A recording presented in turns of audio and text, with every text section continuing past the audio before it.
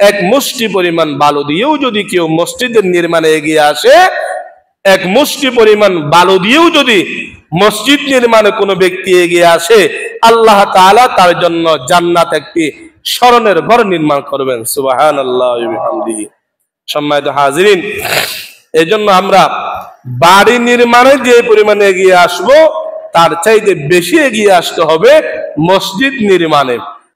যারা মসজিদের জন্য একটা ইট দিয়ে সহযোগিতা করবেন, একটা ইট আপনি মসজিদে দিয়েছেন, একটা টাইলস দিয়েছেন, এই টাইলসের মধ্যে যত মানুষ যতদিন সেজদা করবে, এর প্রত্যেকটা সওয়াব সর্বপ্রথম যিনি দিয়েছেন তার আমলনামায় আল্লাহ তাআলা দিতে থাকবেন।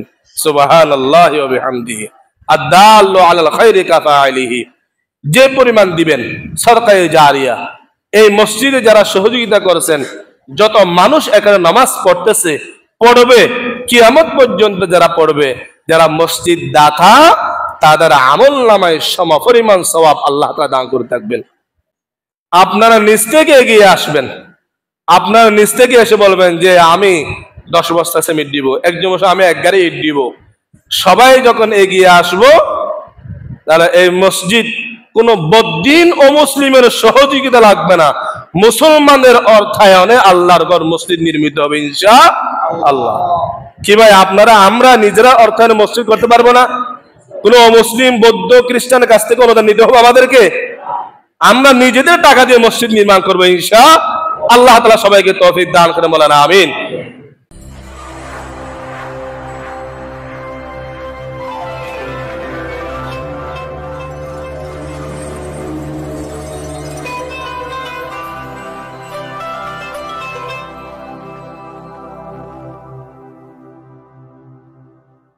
কুরআনুল কারীম সূরাতুল জিন 29তম পারা, সূরাতুল জিন এর 18 নম্বর আয়াতে সুস্পষ্ট বার্তা দিতেছে আল্লাহ তাআলা, ওয়া আন্নাল মাসাজিদা লিল্লাহি ফালা তাদউ মা'আল্লাহি আহাদা। ওয়া আন্নাল মাসাজিদা লিল্লাহ, পৃথিবীর মধ্যে যত মসজিদ আছে সব মসজিদের মালিক একজন, বড় করে বলতে হবে তিনি কে? আল্লাহ। ফালা তাদউ মা'আল্লাহি আহাদা, অতএব মসজিদে এসে আমরা একজনের আলোচনা করব, তিনি কে? আল্লাহ। আর কারো আলোচনা মসজিদে হবে না। বলতেছিলাম মসজিদ এমন একটি জায়গা, পৃথিবীর মধ্যে সর্বপ্রথম নির্মিত জায়গা মসজিদ, খানায়ে কাবা এর শাখা প্রশাখা আমাদের এই সকল মসজিদ। কাদের জন্য? লিন্নাসি, সমগ্র মানুষের জন্য, সকল শ্রেণীর মানুষের জন্য। এখানে ঢুকবে একটি পরিচয়। পৃথিবীতে কেবল 2টা জায়গার মধ্যে অন্য কোনো পরিচয় কাজ করে না, একটা পরিচয় কাজ বহন করে। বাহিরে আপনার একাধিক পরিচয় থাকতে পারে, কিন্তু পৃথিবীর মধ্যে 2টা জায়গা এমন আছে যেখানে মানুষের একটাই পরিচয়, আমরা সবাই আবদুল্লাহ। কার গোলাম? আল্লাহর গোলাম। আব্দুল মানে গোলাম, আল্লাহ মানে আল্লাহ, আল্লাহর গোলাম, আল্লাহর দাস। একটা জায়গা হলো আল মসজিদ।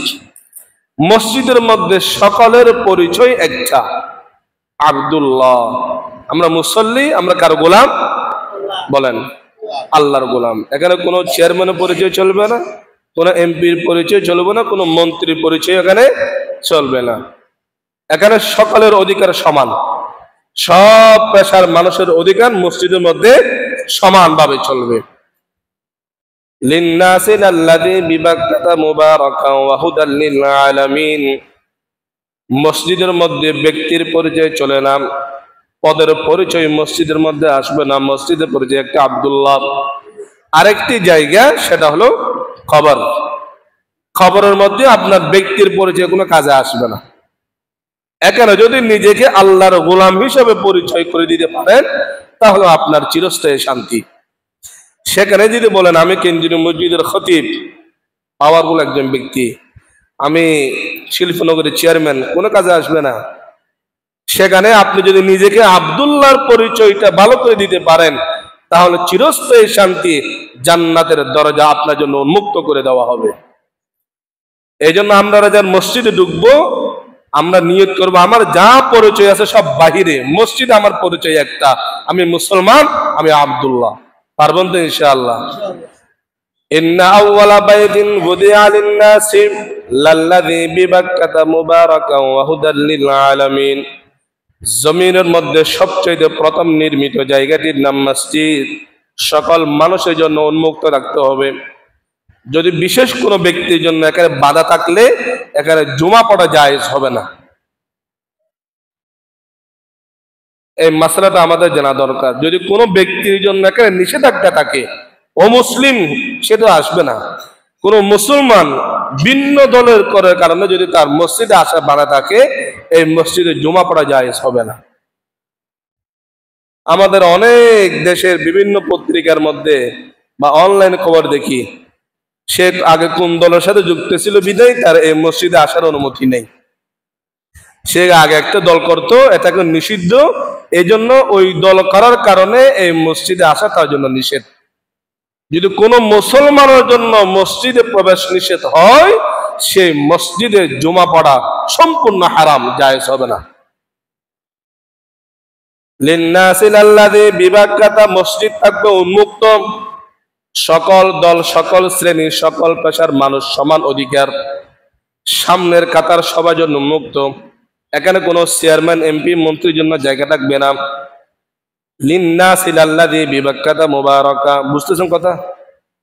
ওয়া হুদাল লিল আলামিন, এই মসজিদ কি জন্য? বলে পৃথিবীর সমস্ত মানুষ যেন হেদায়েত প্রাপ্ত হয়, হেদায়েতের নমুনা হিসাবে আল্লাহ তাআলা এই মসজিদ ঘর নির্মাণ করেছেন। তা আজকে আমরা এই মসজিদ নির্মাণে দান করলে কি কি ফজিলত, এটা নিয়ে আমরা সামান্য কিছু আলোচনা শুনবো ইনশাআল্লাহ। মসজিদ দায়িত্ব কারা গ্রহণ করবে, কারা নির্মাণ করবে, এটার ফর্মুলা, নীতিমালা আল্লাহ তাআলা নিজেই তৈরি করে দিয়েছেন। এখানে আমি ব্যক্তিগত কোনো কিছু বলার সুযোগ নেই। এটা নির্মাণ করবে কারা, দায়িত্ব পালন করবে কারা, এটার দায়িত্বও কিন্তু আল্লাহ তাআলা, এটার বৈশিষ্ট্য আল্লাহ তাআলা নিজে বর্ণনা করে দিয়েছেন। সূরাতুত তাওবা 18 নম্বর আয়াত, 10 নম্বর পারা, 8 নম্বর পৃষ্ঠা আল্লাহ তাআলা সুস্পষ্টভাবে বর্ণনা করেন, ইন্নামা ইয়ামুরু মাসাজিদাল্লাহি মান আমানা বিল্লাহি ওয়াল ইয়াউমিল আখির ওয়া আকামাস সালাত ওয়া আতাজ যাকাতা ওয়া লাম ইয়াখশা ইল্লাল্লাহ ফাআসা উলাইকা আন ইয়াকুনু মিনাল মুহতাদিন।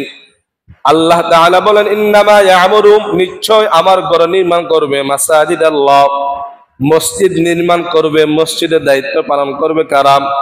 1 নম্বর ওই সমস্ত ব্যক্তি, মান আমানা বিল্লাহ, যারা আল্লাহর উপর পূর্ণাঙ্গ ঈমান বিশ্বাস আনে যারা। তাহলে মসজিদের দায়িত্ব পালন করার জন্য 1 নম্বর শর্ত হলো কি? আল্লাহর উপর পূর্ণ আস্থা এবং বিশ্বাস রাখতে হবে। কথাগুলো খুব ভালো করে শুনবেন, পর আবার পেছ লাগাইয়েন না। মসজিদের দায়িত্ব নির্মাণের কাজ কারা করবে? যাদের অন্তরে পরিপূর্ণ আল্লাহর প্রতি আস্থা এবং কি আছে, বিশ্বাস আছে। অর্থাৎ যে সমস্ত বৈশিষ্ট্য গুণাবলী আল্লাহর সাথে খাস, একক আল্লাহ, এখানে কোনো মাখলুককে যেন শরীক না করে, এমন ব্যক্তি হতে হবে মসজিদের দায়িত্ব পালন করার জন্য। তার মধ্যে যে জায়গায় আমাদের মূল সমস্যা, তার মধ্যে একটা হলো ক্ষমতা। ক্ষমতার মালিক কে বলেন আপনারা? আমরা নাকি আল্লাহ? আওয়াজ করে বলেন। ক্ষমতার মালিক আল্লাহ। এটাও আমার কথা নয়, কোরআনের কথা। সূরা আলে ইমরান এর 23 নম্বর আয়াতে আল্লাহ তাআলা বলেন, কুলিল্লাহুম্মা মালিকাল মুলকি তুতিল মুলকা মান তাশা। হে নবী, আপনি আপনার সমস্ত উম্মতদেরকে বলে দেন, মালিকাল মুলকি, সব ক্ষমতার মালিক আমার আল্লাহ। তুতিল মুলকা মান তাশা, আল্লাহ যখন চায় যাকে ক্ষমতা দেয়। ওয়া তানজিউল মুলকা মিম্মান তাশা, যখন চায় যার কাছ থেকে ক্ষমতা কেড়ে নেই। ক্ষমতা দেওয়া নেওয়ার মালিক জনগণ নাকি আল্লাহ? বলেন না ভাই, নাকি জনগণ? ক্ষমতার উৎসব, ক্ষমতার মালিক জনগণ। জনগণ যাকে চায় ক্ষমতা দিবে, যার কাছ থেকে চায় ক্ষমতা কেড়ে নিবে, নাকি আল্লাহ যাকে চায় দে, আল্লাহ যাকে চায় কেড়ে নেই? বলেন ক্ষমতার মালিককে। আমরা যে বলি ক্ষমতার মালিক জনগণ, আমাদের ইমান ঠিক আসেনি? মালিকাল মুলকি তুতিল মুলকা মান তাশা, যার অন্তরে আল্লাহর ভয় ছাড়া, আল্লাহর ঈমান ছাড়া কোনো কিছু থাকবে না, তারাই মসজিদে দায়িত্ব পালন করবে। हम मुसलमान है मगर हम में मुसलमानी नहीं, हम मुसलमान है मगर हम में मुसलमानी नहीं, हम में ईमान है मगर हम मोमिन कामिल नहीं। এই জন্য মসজিদ নির্মাণে ১ নম্বর শর্ত ঈমান পরিপূর্ণ থাকতে হবে। কার প্রতি? আল্লাহর প্রতি। সব কিছুর মালিক একজন, তিনি কে? আল্লাহ। ইন্নাল্লাহা আলা কুল্লি শাইইন কাদির, সব কিছুর উপর দিয়ে আল্লাহর ক্ষমতা, এটা বিশ্বাস যাদের অন্তরে থাকবে তারাই মসজিদে দায়িত্ব পালন করবে। ইন্নামা ইয়ামুরু মাসাজিদাল্লাহি মান আমানা বিল্লাহি ওয়াল ইয়াউমিল আখির। ২ নম্বর তাদের দায়িত্ব বৈশিষ্ট্য হলো কিয়ামতকে বিশ্বাস করা। যাদের অন্তরে পরকালীন হিসাবের কোনো আস্থা নাই, বিশ্বাস নেই, তারা মসজিদের দায়িত্ব পালন করবে না। কারণ পরকালীন যে হিসাব দিতে হবে এই ভয় যার অন্তরে থাকবে না, সে তো মসজিদে টাকা এমনি মেরে খাবে। এই জন্য মসজিদের দায়িত্বে যেন কোনো গাফলতি না হয়, আল্লাহ তাআলা ফর্মুলা দিলেন, নির্দেশনা দিলেন, যাদের অন্তরে কিয়ামতের ভয় নেই তারা দায়িত্ব পালন করবে না, তারা কমিটিতে আসবে না। ৩ নম্বর ওয়া আকামাস সালাতা, যারা নামাজ কায়েম করবে, নামাজ প্রতিষ্ঠা করবে, যারা নিয়মিত নামাজ পড়বে তারাই মসজিদ নির্মাণে এগিয়ে আসবে। ওয়া আকামাস সালাতা, যারা নিয়মিত নামাজ পড়ে তারাই মসজিদের দায়িত্ব পালন করবে। বেনামাজি, ১ ওয়াক্ত নামাজের কোনো খবর নাই, মসজিদে জুমাবার আসে, তাও খতিবের ভুল ধরার জন্য ইমামের জানালা পরিষ্কার করছে কিনা, মাঠ পরিষ্কার করেছে কিনা ভুল ধরার জন্য যারা আসে, এই সমস্ত লোককে কমিটিতে দূরের কথা সমাজ থেকে বাহির করে দেওয়া উত্তম। জি। ওয়া আকামাস সালাতা, ১ সপ্তাহ পর্যন্ত মসজিদে আসে নাই, সে মসজিদের সভাপতি। ১ সপ্তাহ পর্যন্ত মসজিদে নাই, সে মসজিদের সেক্রেটারি, সে কার্যকরী সদস্য, নির্বাহী সদস্য। আরে ভাই, সপ্তাহ দিয়ে মসজিদে কি হচ্ছে তার কোনো খবর নাই। যে জুমাবার আসে, ইমাম সাহেব আলোচনার মধ্যে একটু দেরি করছে কিনা এটা ধরার জন্য। এরকম লোককে কমিটিতে না রাখাই সমাজের জন্য কল্যাণকর। ওয়া আকামাস সালাতা, আমি এই মসজিদে না, সকল মসজিদে মুক্ত কথা বলতেছি, কারণ এই আলোচনাগুলো আপনাদের এই যে সিসি ক্যামেরা, এটা আমাকে খুব চাপের মধ্যে রাখছে। এটা না থাকলে আমি খোলামেলা বলতে পারি অনেক কিছু, এটার কারণ অনেক সময় চাপের মধ্যে পড়ে যায়। এটা হলো মানব রচিত সিসি ক্যামেরা, আর আল্লাহ প্রদত্ত 2টা সিসি ক্যামেরা কিন্তু প্রতিনিয়ত আমাদের ডান এবং বাম কাঁধে আছে, আছে না বলেন? কিরামান কাতিবিনা, কিরামান কাতিবিনা। এই সিসি ক্যামেরার কারণে সত্য কথা আমাদেরকে বলতে হয়। ওয়া আকামাস সালাতা, যে নামাজ কায়েম করে না, 5 ওয়াক্ত নামাজ পড়ে না, তাকে মসজিদ নির্মাণে রাখবেন না। কারণ যে নামাজ ঠিক নাই তার হিসাব নিকাশও ঠিক নাই। বলেন, যার নামাজ ঠিক নাই তার হিসাব নিকাশ কিনা ভাই ঠিক নাই। এটাও আমার কথা নয়, আমি বললে আমাকে দোষারোপ করতে পারতেন, এটা রাসূলের কথা, বুখারীর হাদিস। ক্বালা রাসূলুল্লাহ সাল্লাল্লাহু আলাইহি ওয়াসাল্লাম, আস-সালাতু ইমাদুদ্দিন, নামাজ হলো ধর্মের মূল। যে ব্যক্তির নামাজ ঠিক, মান সালুহাত সালুহা সাইরু আমালি, যার নামাজ ঠিক হবে তার সবকিছু ঠিক হয়ে যায়। ওয়ামান ফাসাদাত ফাসাদা সাইরু আমালি, আর যার নামাজ বেঠিক হবে, যার নামাজের হিসাব থাকবে না, তার দুনিয়ার কোনো হিসাবই ঠিক থাকবে না। এই জন্য আল্লাহ তাআলা কি বুদ্ধিমান দেখেন, বলে আমার মসজিদের হিসাব নিকাশ নির্মাণে কারা থাকবে, যার 5 ওয়াক্ত নামাজ ঠিক থাকবে। ওয়া আকামাস সালাতা ওয়া আতাজ যাকাতা, 1 নম্বর মসজিদের দায়িত্ব পালন করার জন্য পরিপূর্ণ ঈমানদার হওয়া লাগবে। 2 নম্বর আখিরাতে বিশ্বাসী হওয়া লাগবে। 3 নম্বর নামাজি হওয়া লাগবে। 3 নম্বর কি বলেন? নামাজি। এখন নামাজি ব্যক্তিকে কমিটিতে রাখা, বেনামাজিকে কমিটি থেকে বাহির করে দেওয়া ইমামের দায়িত্ব, বলেন খতিবের দায়িত্ব, এটা কার দায়িত্ব? জি, মাঝে মধ্যে যে আপনারা বলেন খতিবদেরকে আপনাদের মসজিদে যাব না, বেনামাজি এখানে দায়িত্ব আছে। বেনামাজির মসজিদের দায়িত্ব, এটা তো খতিবের দোষ না, এটা তো ইমামের দোষ না, এটা তো আপনাদের সমাজের সমস্যা। সেটা ইমাম খতিবদেরকে বলে সমাজে বদনাম করতেছেন কেন? ওয়াকামাস সালাতা, সমাজ সচেতন মানুষ যারা আছেন তাদের প্রতি আল্লাহর দিক নির্দেশনা সমাজের দায়িত্বের মধ্যে বেনামাজে রাখলে কোনো আপত্তি নেই, কিন্তু মুসলমান মসজিদের দায়িত্বের মধ্যে যেন কোনো বেনামাজি না থাকে। কারণ এই মসজিদ কাদের জন্য নির্মাণ করা হয়েছে বলেন? বলেন না ভাই, নামাজীর জন্য। অতএব এখানে বেনামাজি দায়িত্বে থাকবে না, নামাজি ব্যক্তি মসজিদে কি দায়িত্বে থাকবে। ওয়ান্নাল মাসাজিদা লিল্লাহি ফালা তাদউ মা'আল্লাহি আহাদা।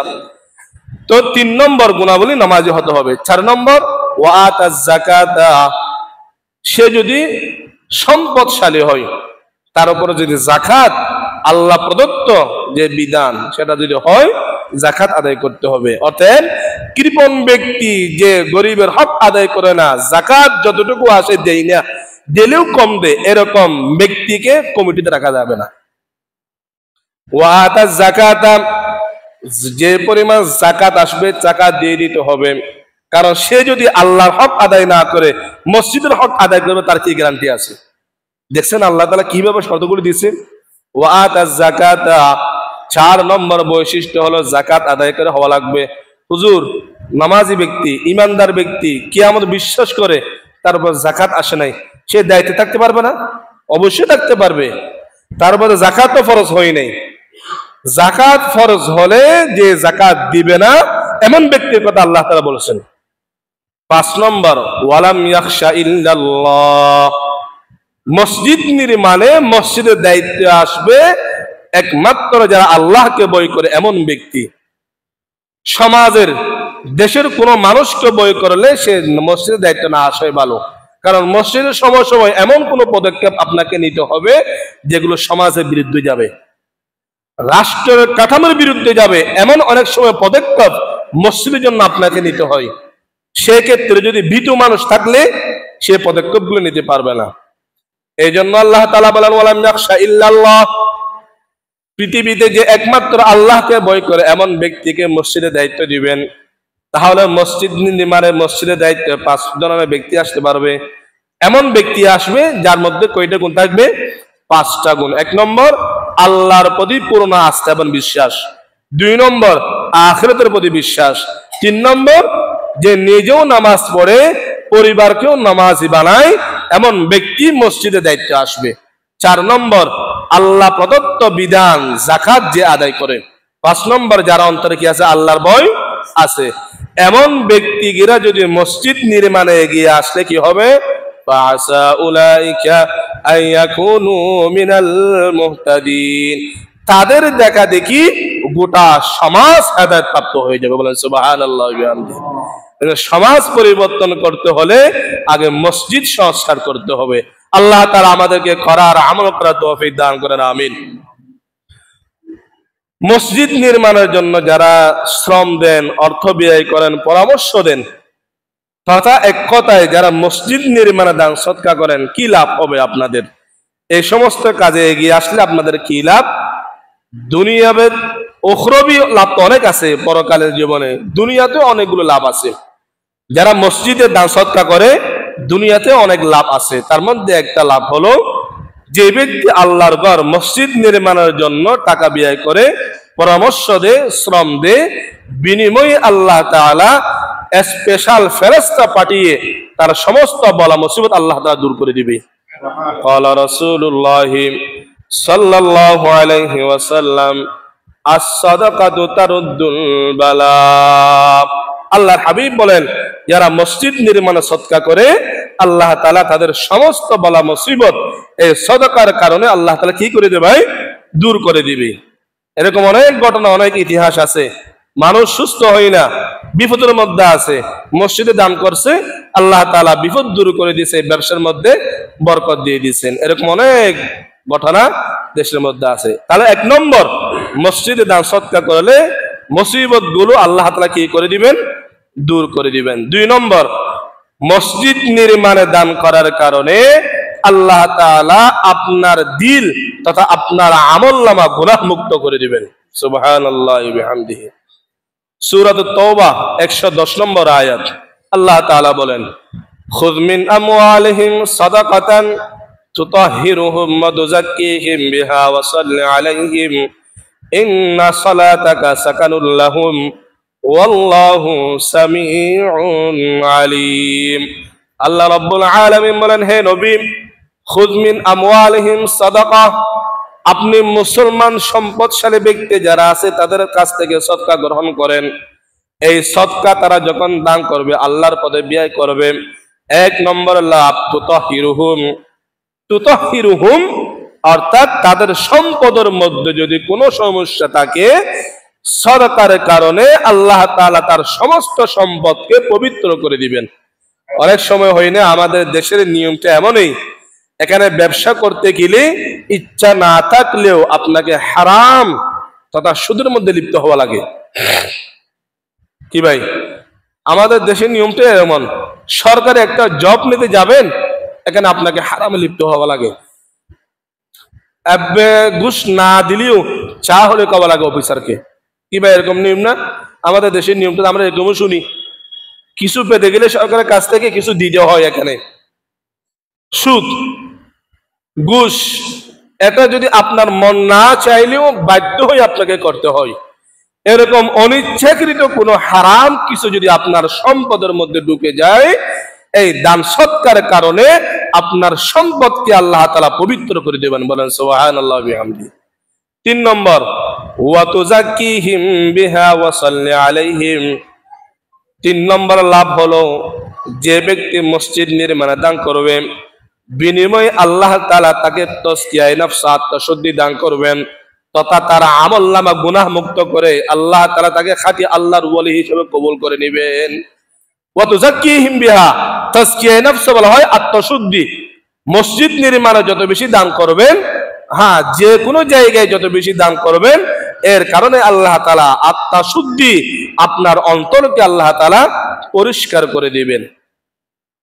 এই জন্য রাসূল আকরাম সাল্লাল্লাহু আলাইহি ওয়াসাল্লাম বলেন, মাঝে মধ্যে যদি আপনার অন্তরটা পাষাণ হয়ে যায়, স্ত্রীর প্রতি আপনার ভাষা কঠোর, সন্তানের প্রতি আপনার ভাষা কঠোর, সমাজে আপনি কারো সাথে নরম ভাবে ব্যবহার করতে পারতেছেন না, যাকে দেখলে যখন দেখেন আপনার রাগ উঠে যায়, এমন যদি আপনার মধ্যে স্বভাব চলে আসে, রাসূল সাল্লাল্লাহু আলাইহি ওয়াসাল্লাম চিকিৎসা দিলেন আপনাকে, আপনি এতিমকে একবেলা খানা খাওয়াইবেন। ক্বালা রাসূলুল্লাহি সাল্লাল্লাহু আলাইহি ওয়াসাল্লাম, ইযা আরাদতা তালয়িনা কলবিকা, হে আমার সাহাবী, আমার উম্মতরা, যদি তুমি চাও তোমার অন্তরটা নরম করবা, ভাষাটা মিষ্টি করবা, মানুষের সাথে ভালো ব্যবহার করবা, কিন্তু স্বভাবটা তোমার মধ্যে আসতেছে না, পরিবেশ তোমার মধ্যে কাজ করতেছে না, এমন অবস্থায় তুমি দুইটা কাজ করবা। 1 নম্বর, ফাতআমিল মিসকিনা, মিসকিন অসহায় এতিমদেরকে একবেলা খানা খাওয়াইবেন। যারা অসহায় একদম মিসকিন বলা হয়, দুপুরবেলা খেলে রাতে কি খাবে তার কোনো কি নেই, গ্যারান্টি নেই, এমন ব্যক্তিকে খানা খাওয়াবেন। ওয়াজা ইয়াদাইকা আলা রাসিল ইয়াতীম, পিতাহীন সন্তান যারা আছে, যাদের মা নাই বাবা নাই, সে জানে মা বাবার কি মূল্য, এমন এতিম ব্যক্তিদের মাথায় হাত রাখবেন, অসহায় ব্যক্তিদেরকে বুঝ দিবেন। অসহায় এতিম ব্যক্তিদের মাথায় হাত রাখার কারণে আল্লাহ তাআলা আপনার পাষাণ হৃদয়টাকে নরম বানিয়ে দিবেন। কারণ এতিমের অন্তর যে পরিমাণ নরম হয়, পৃথিবীতে অন্য কোনো মানুষের অন্তর সে পরিমাণ নরম হয় না। এতিম যার কোনো কি নেই, বাপ নেই, বাবার ছায়া যার মাথা থেকে উঠে গেছে, সে জানে পৃথিবীর কত কষ্ট। যেখানে যায় সে দেখা খায়, লাথি খায়, ঘুষি খায় মানুষের। এরকম এতিম অসহায় ব্যক্তিদের পাশে দাঁড়ান, তাদের মাথায় হাত রাখেন, তাদেরকে দুমুট খানা খাওয়ান, দেখবেন এই কারণে আল্লাহ তাআলা আপনার অন্তরটা কি করে দিবে, নরম করে দিবে। দান করার কারণে, সদকা করার কারণে আপনার অন্তরটা আল্লাহ তাআলা কি করে দেয়, নরম করে দেয়। 4 নম্বর লাভ, যারা মসজিদ নির্মাণে দান করবেন, তাদেরকে আল্লাহ তাআলা জান্নাতের মধ্যে স্মরণের দ্বারা সজ্জিত একটি ঘর তাদেরকে আল্লাহ তাআলা উপহার হিসেবে দিবেন। সুবহানাল্লাহি ওয়া বিহামদিহি। ইবনে মাজাহ বুখারীর হাদিস, হযরত উসমান গনি রাদিয়াল্লাহু তাআলা আনহু হাদিস বর্ণনা করেন, ক্বালা রাসূলুল্লাহ সাল্লাল্লাহু আলাইহি ওয়াসাল্লাম, মান বানা মাসজিদান লিল্লাহি বানাল্লাহু লাহু বাইতান ফিল জান্নাহ। আল্লাহর হাবিব বলেন, যারা দুনিয়াতে আল্লাহর জন্য ঘর নির্মাণ করবে, আল্লাহ তাআলা জান্নাতেও তাদের জন্য একটা কি করবে ভাই? ঘর নির্মাণ করবে। আল্লাহ তাআলা নিজ হাতে জান্নাতে ঘর নির্মাণ করুক, এটা আমরা চাই কি চাই না বলেন? তাহলে আজকে থেকে ইনশাআল্লাহ আমরা মসজিদে দান করবো তো ইনশাআল্লাহ। সবচেয়ে ছোট নোটটা দিব ইনশাআল্লাহ। কি পরিমাণ? একা একই করলে হবে নাকি হুজুর এক বস্তা সিমেন্ট দিয়ে 10 টাকা দিয়ে দান করলে হবে? যতই কম দেখ না কেন, আমাদের সমাজ অনেক সময় কি করে যে 5 টাকা দিলে মানুষ কি বলবে, না 5 টাকা দিয়েও যে মসজিদে দান শরীক হবে, সাত জন্য আল্লাহ তাআলা জান্নাতে কি করবে? ঘর নির্মাণ করবে। জাবির বিন আব্দুল্লাহ রাদিয়াল্লাহু তাআলা আনহু রিওয়ায়াত, সবগুলো হাদিসের মধ্যে আছে, ক্বালা রাসূলুল্লাহ সাল্লাল্লাহু আলাইহি ওয়াসাল্লাম, মান বানা মাসজিদান লিল্লাহি কামাসহাবি কাতাতিন আও আসগারা বানাল্লাহু লাহু মিসলাহু ফিল জান্নাহ। এক মুষ্টি পরিমাণ বালু দিয়েও যদি কেউ মসজিদের নির্মাণে এগিয়ে আসে, এক মুষ্টি পরিমাণ বালু দিয়েও যদি মসজিদ নির্মাণে কোনো ব্যক্তি এগিয়ে আসে, আল্লাহ তাআলা তার জন্য জান্নাত একটি স্মরণের ঘর নির্মাণ করবেন। সুবহানাল্লাহি ওয়া বিহামদিহি। সম্মানিত হাজিরিন, এজন্য আমরা বাড়ি নির্মাণে যে পরিমাণে এগিয়ে আসব, তার চাইতে বেশি এগিয়ে আসতে হবে মসজিদ নির্মাণে। আপনারা নিশ্চয়ই জানেন, মানুষ যখন মারা যায়, মানুষ যখন ইন্তেকাল করে, তখন তার আমলনামা বন্ধ হয়ে যায়। একজন মানুষ মৃত্যুবরণ করার সাথে সাথে তার আমলনামা বন্ধ হয়ে যায়। নামাজি মানুষ মৃত্যুবরণ করছে, দুনিয়াতে যতদিন জীবিত ছিল নামাজের সওয়াব তার আমলনামায় লেখা হতো, মারা গেছে এখন নামাজের সওয়াব বন্ধ হয়ে গেছে। তিলাওয়াতের সওয়াব তার আমলনামায় লেখা হতো, মারা গেছে তিলাওয়াতের সওয়াব বন্ধ হয়ে গেছে। এরকম হয় না? মানুষ যখন মারা যায় তার আমলের খাতাও কি হয়ে যায়? বন্ধ হয়ে যায়। তবে 3টা খাত খোলা থাকে, 3টা সওয়াবের খাত তখনও কি থাকে ভাই? খোলা থাকে। আবু হুরায়রা রাদিয়াল্লাহু তাআলা আনহু রিওয়ায়াত, তিরমিজির হাদিস, ক্বালা রাসূলুল্লাহ সাল্লাল্লাহু আলাইহি ওয়াসাল্লাম, ইযা মাতাল ইনসানু ইনকাতা আমালুহু। মানুষ যখন মৃত্যুবরণ করে, আল্লাহ রাসূল বলেন তার আমলের খাতা কি হয়ে যায়? বন্ধ হয়ে যায়। ইল্লা মিন সালাস, কিন্তু 3টা পথ তার জন্য উন্মুক্ত থাকে। 1 নম্বর, ইল্লা মিন সাদাকাতিন জারিয়া, সাদাকায়ে জারিয়া, অর্থাৎ দুনিয়াতে এমন কাজ করা যে ভালো কাজের সওয়াব কিয়ামত পর্যন্ত তার কবরের মধ্যে যেতে থাকবে। এরকম একটা সাদাকায়ে জারিয়া হলো মসজিদ নির্মাণে সহযোগিতা করা। যারা মসজিদের জন্য একটা ইট দিয়ে সহযোগিতা করবেন, একটা ইট আপনি মসজিদে দিয়েছেন, একটা টাইলস দিয়েছেন, এই টাইলসের মধ্যে যত মানুষ যতদিন সেজদা করবে, এর প্রত্যেকটা সওয়াব সর্বপ্রথম যিনি দিয়েছেন তার আমলনামায় আল্লাহ তাআলা দিতে থাকবেন।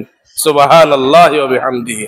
আদ-দাল্লু আলাল খায়রি কাফাইলিহি, যে পরিমাণ দিবেন সাদকায়ে জারিয়া। এই মসজিদে যারা সহযোগিতা করেছেন, যত মানুষ এখানে নামাজ পড়তেছে, পড়বে, কিয়ামত পর্যন্ত যারা পড়বে, যারা মসজিদ দাতা, তাদের আমলনামায় সমপরিমাণ সওয়াব আল্লাহ তাআলা দান করে থাকবেন। কি ভাই, মসজিদ নির্মাণে দান করা আমাদের জন্য লাভবান নাকি ক্ষতিকর বলেন? লাভ বেশি নাকি কম? বেশি লাভ।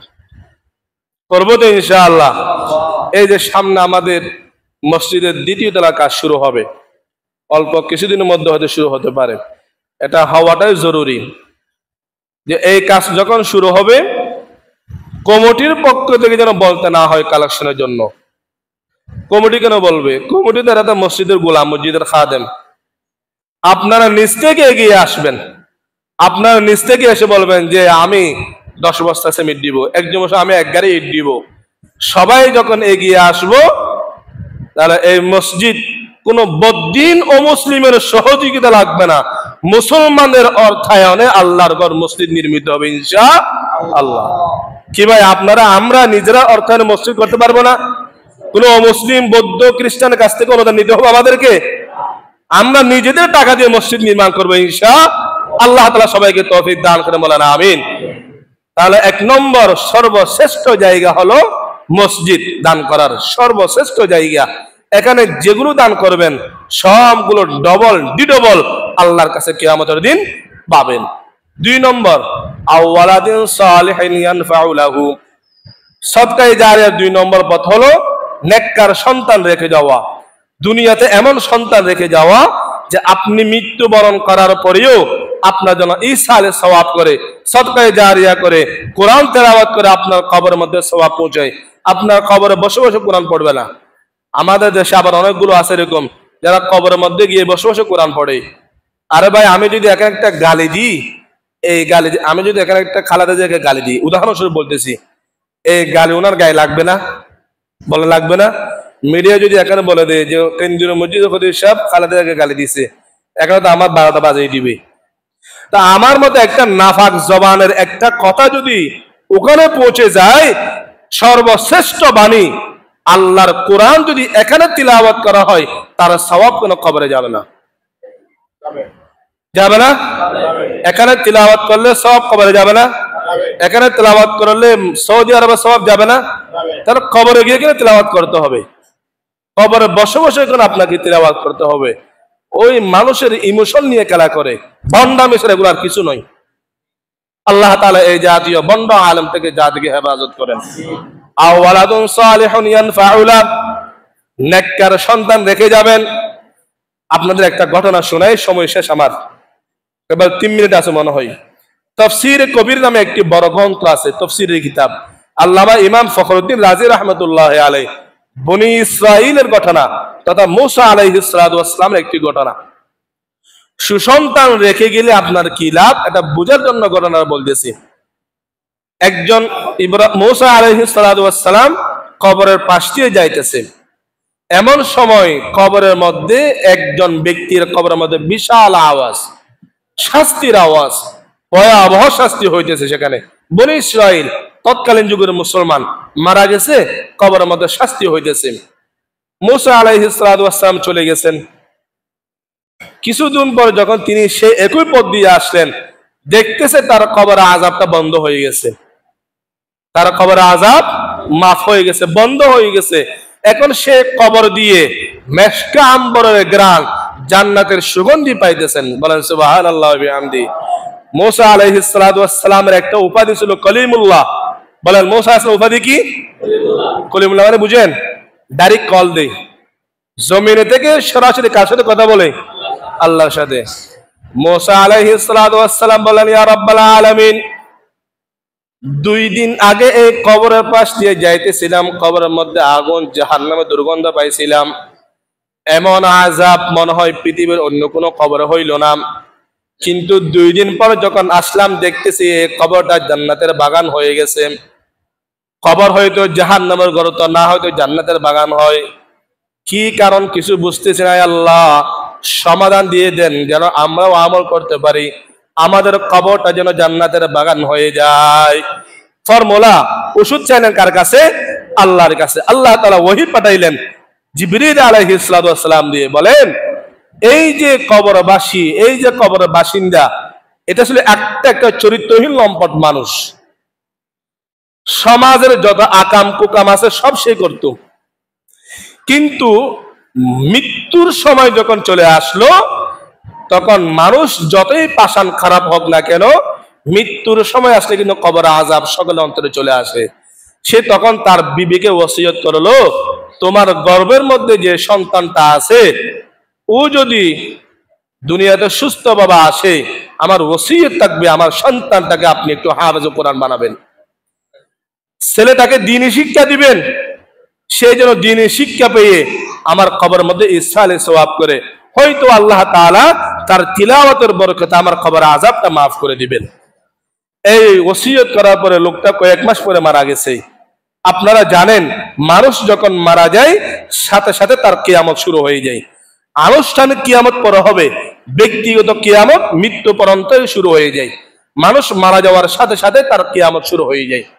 ওই লোকটা মারা গেছে, জীবনে যত আকাম কুকাম করেছে সব আযাব কবরের মধ্যে শাস্তি ভোগ করতেছে। ওদিকে তার সন্তান, তার গর্ভধারিণী স্ত্রী সন্তান জন্ম দিল। 3 বছর পরে 4র্থ বছর যখন পদার্পণ করলো, একটু একটু যখন কথা বলতেছে, ওই মৃত স্বামীর ওসিয়ত তার মনে পড়লো। এই সন্তানকে হাতে নিয়ে মসজিদের ইমামের কাছে গছাই দিয়েছে, হুজুর আমার স্বামী মারা যাওয়ার পরে বলছিল, ওসিয়ত করেছিল সন্তানকে যেন হাফেজ কোরআন বানাই, দ্বীনি শিক্ষা দিই। আমি আমার মৃত স্বামীর ওসিয়ত রক্ষা করার জন্য আপনার হাতে আমার ছেলেকে দিলাম, আপনি তাকে একটু কোরআনটা শিখেন। মুসলমান ভাই বন্ধুরা আমার খুব ভালো করে শুনেন, আল্লাহ রাব্বুল আলামিন বললেন, হে মুসা, ওই মৃত লম্পট ব্যক্তির সন্তান 4 বছর পরে যখন মসজিদের বারান্দায় গিয়া ইমাম সাহেবের কাছে যখন গেছে, প্রথমে সূরা দিছে আম্পারা সূরা। আপনারা হয়তো জানেন, কম বেশি সবাই জানেন, কোন সন্তানকে যখন মসজিদ মাদ্রাসায় দেওয়া হয় সর্বপ্রথম কোরআন শিখা হয় না, সূরা শিখা হয় না, দোয়া শিখা হয় না। সর্বপ্রথম হুজুররা আপনার ছেলেকে যে জিনিসটা শিক্ষা দেয় সেটা হলো বিসমিল্লাহির রহমানির রহিম। বাবা পড়ো বিসমিল্লাহির রহমানির রহিম, এটাই প্রথমে শিক্ষা দেয়।